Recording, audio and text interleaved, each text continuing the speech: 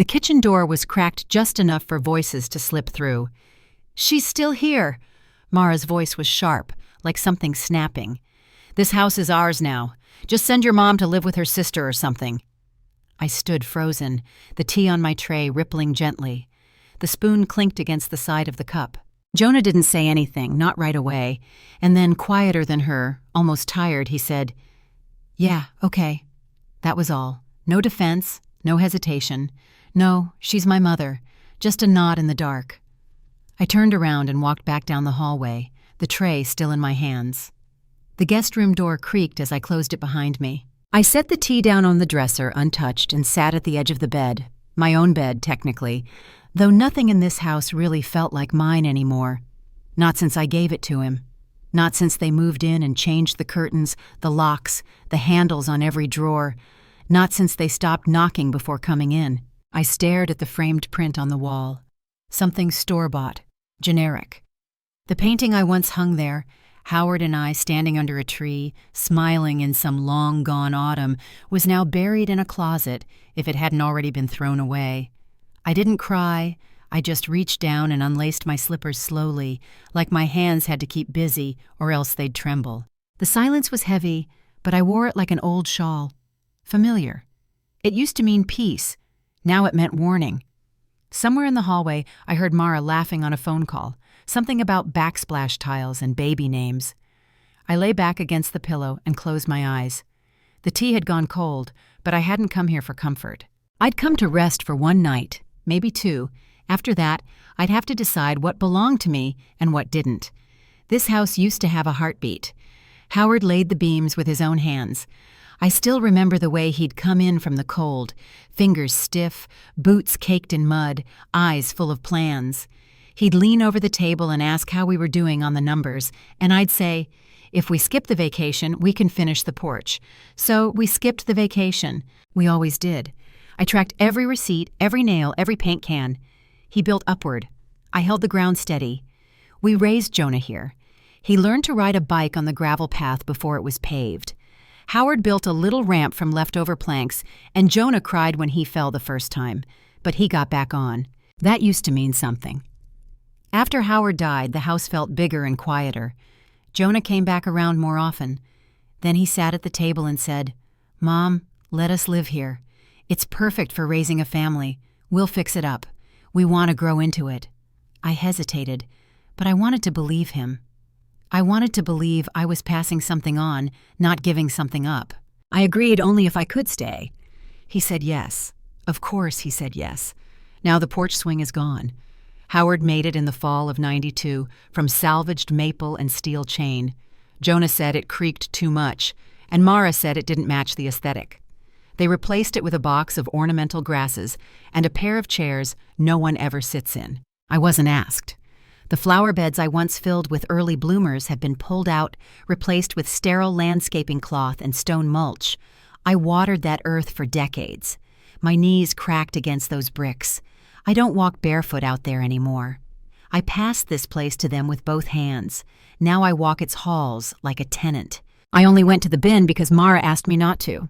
"We've got it," she'd said, waving me off with that sweet, polite tone she uses when she wants me invisible. But it was overflowing. A slip of paper stuck out near the top, and the corner had my name, or what I thought was my name, cut off. I pulled it out. The header said, "Property Listing Preliminary." The address was mine, ours, theirs, whatever it was now. There were photos already attached, angles of the living room, the kitchen, even the porch, though not from a time when Howard's swing still hung there. One line underlined in red stopped me. "Must vacate current occupant before staging, non-owner." My name wasn't listed anywhere. No note, no initials, no mention that I was part of this.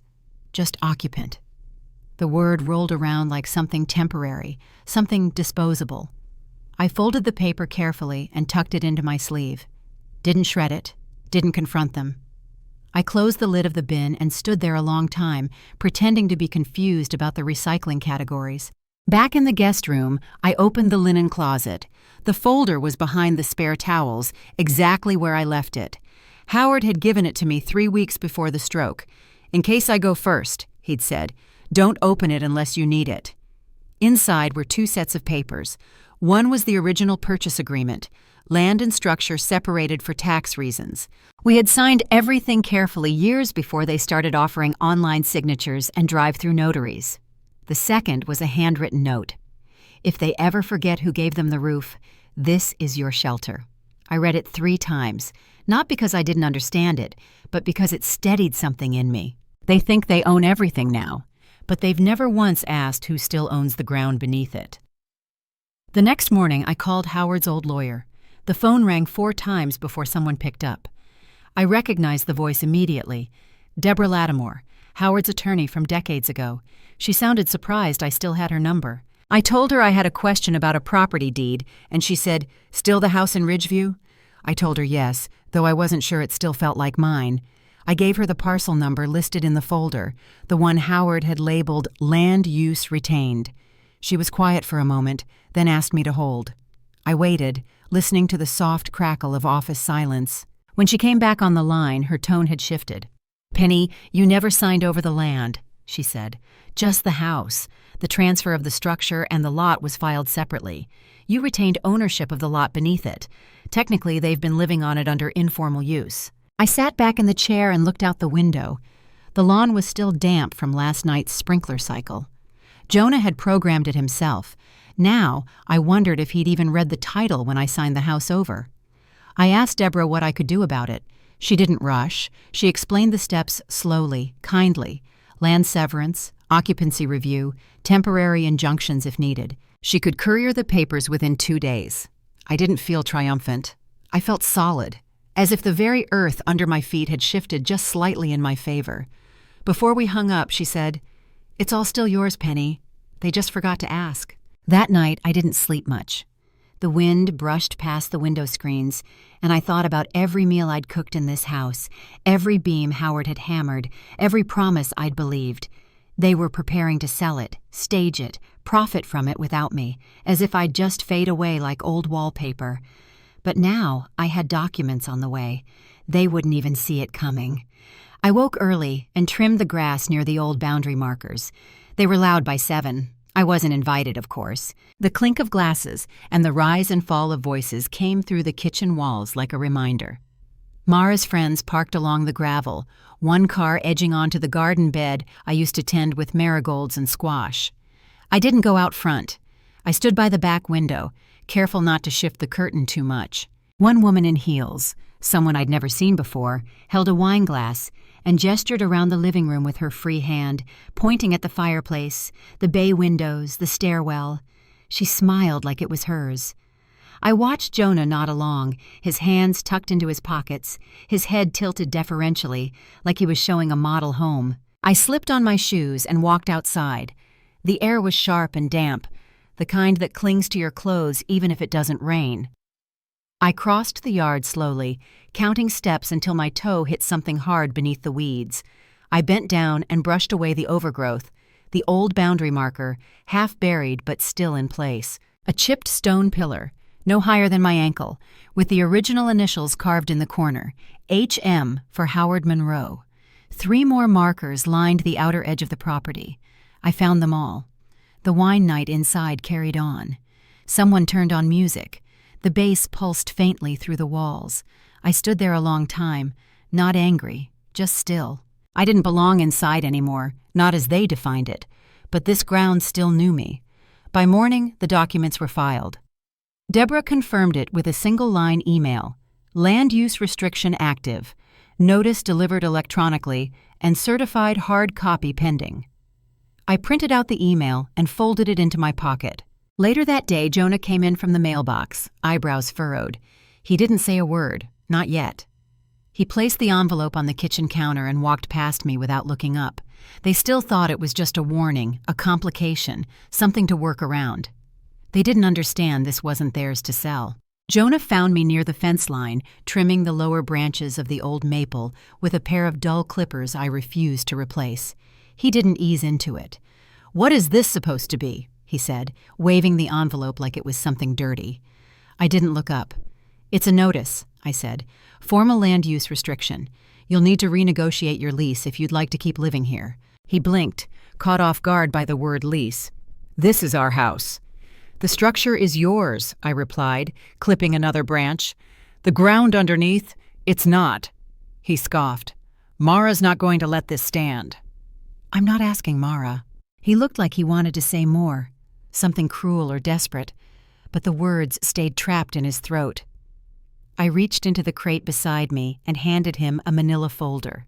Clean, crisp, marked clearly with dates and signatures. "I've included the new terms," I said. 30 days for discussion, if you choose." Jonah took it without opening it. His shoulders were hunched, like a boy caught cheating on a test. I turned back to the tree. By evening, the house was unusually quiet. The lights were dimmed. I sat in the guest room with my knitting and a lukewarm cup of tea, when I heard the footsteps, sharp, impatient. Then came the knock. Not gentle. I didn't move. The second knock was louder, followed by the sound of her voice.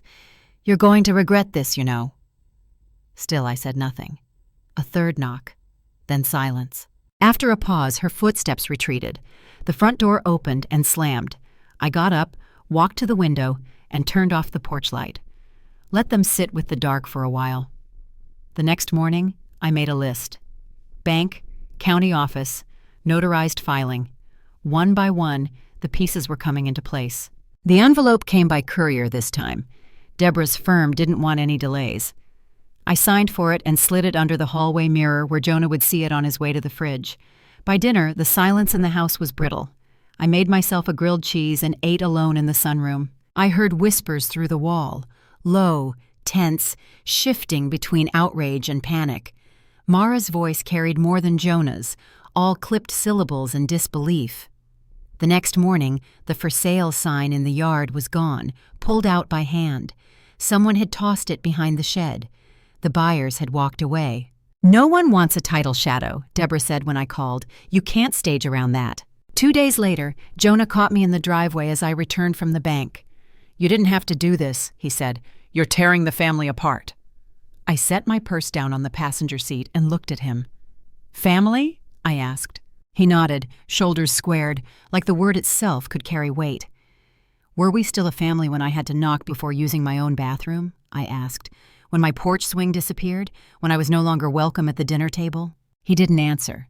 He looked down at the gravel, kicking a stone that didn't move. "I never asked you for much, Jonah," I said. "I gave you this place because I believed it would shelter you, not because I thought you'd erase me from it." He swallowed hard, still silent. Deborah's assistant called that evening to confirm the filings had been received. 14 days. That was the window. I watered the ferns in the back and swept the patio where Howard and I used to sit in the evenings. The chairs had changed. The view hadn't. The house felt smaller now, but the air outside was easier to breathe.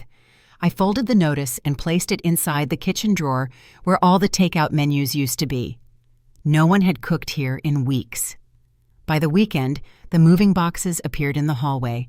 They left on a Tuesday morning. No slamming doors, no final words, just the soft thud of boxes, the scrape of furniture legs, and the engine hum of the moving truck pulling into the driveway before the sun had fully lifted. I didn't watch them go. I stayed in the shed, sorting through old tools. Howard's toolbox still smelled faintly of oil and cedar shavings. His notes, written in blocky pencil across scraps of cardboard, told me which bolts fit, which brackets matched. I gathered what I needed, set them out on the porch, and got to work. The swing had waited long enough. I sanded the old beams, measured the chain lengths twice, and drilled into the posts with slow, even pressure. My back ached halfway through, but I kept going. I had built this house once with him, and now, piece by piece, I was restoring the part they couldn't touch. By the time the truck rumbled away and silence fell again, the swing was up. I didn't test it right away. I just stood in front of it, resting a hand on the wood, letting the air settle around me. Inside, the house was still, a different kind of still. Not tense, not quiet with resentment, but clean, empty without being hollow. I poured myself a cup of coffee and sat in Howard's old armchair by the window, the same corner where he'd read the paper every morning. I sipped slowly, feeling something in my chest release. Not joy, not triumph, just steadiness. That afternoon, I called Deborah and asked her to help me revise the will. No more inheritance to chase. No more expectations to meet. When I go, the house and land will pass to a local housing nonprofit. Maybe it will become a shelter. Maybe a home for someone who knows how to keep one. No heirs, no conditions. Just a place that matters even after I'm gone. I tucked the signed papers into the safe. Then I stepped out onto the porch and finally let myself sit on the swing. The breeze moved gently, and I didn't move at all. By the weekend, the quiet had drawn attention. The neighbors started showing up again. The same ones who used to wave from across the street but hadn't stepped foot on my porch in years. Ruth was the first, holding a pie and a look that said she'd come for more than a visit. "We heard they moved out," she said, glancing over my shoulder into the house. "Did something happen?" I smiled and took the pie. "Things change," I told her. It was the only answer I planned to give. Later, Mr. Dyer from 2 doors down wandered over while I was watering the front garden. "Heard you stood your ground," he said, with a grin that bordered on pride. "About time someone around here did." Others were less sure. One woman I barely knew folded her arms and muttered, "Family business shouldn't end up in court." I didn't bother correcting her. People always want a version they can tell over dinner, and I wasn't going to give them mine. That evening, when the sun began to drop and the air turned the color of smoke, I walked the edge of the yard with a small can of paint and a brush. The boundary stones were still there, some buried deep, others chipped or faded. I knelt to repaint each one, tracing the initials Howard had carved decades ago. His letters were firm, deliberate. It felt good to fill them in again. The swing creaked behind me, rocking gently with the wind. The yard looked bigger now, though it hadn't changed in size. Maybe it was just the absence of things that didn't belong anymore. Arguments, expectations, noise. When I reached the last marker, I stood for a while, brush dangling in my hand. The street was quiet. Porch lights flickered on one by one across the neighborhood. I wiped my hands on my jeans and turned toward the house, its windows glowing faintly from the inside. Tomorrow I'd start the final paperwork and close the last open file on my desk. I brewed the coffee myself that morning. No one had reset the timer. No one had used the last of the beans and left the bag empty. I opened the cabinet, and everything was where I'd put it. The mugs hadn't been shuffled around. The sugar tin was full. There was no pantry lock, no whispered conversations drifting in from the hallway. The house breathed differently now. I drank it on the back steps, the ones Jonah once said we should replace with something more modern. I liked the cracks in the wood. They held stories. Coffee in hand, I walked the yard in slippers and pinched the wilted heads off my basil. I'd planted new herbs the day before, nothing fancy, just what I'd use. Mint, chives, oregano. The soil still remembered my hands. Inside the safe in the hall closet held the deed, not the version with loopholes and shared signatures, but the final one. My name clean and single. There was a note clipped to the back with Deborah's handwriting. All filings complete. Trust in effect. I didn't plan to read it again. Just knowing it was there made everything lighter. The porch swing moved gently in the breeze, rhythmic and slow. I'd tightened the bolts myself. The day after they left, it no longer creaked. It hummed. The mailbox out front gleamed with a fresh coat of paint. I'd stenciled my name on it that morning. Simple lettering, nothing ornate, just P. Monroe in crisp black, so there'd be no confusion about whose house this was. I didn't look at the upstairs windows. I didn't pause by the hallway where Mara's framed photos had once hung. I didn't walk past the room Jonah used to sleep in, not because I wasn't capable, and not because it didn't ache in some small way, but because none of it owned me anymore. This house didn't need to be given. It didn't need to be explained. It just needed to be lived in, with both feet planted and no apologies.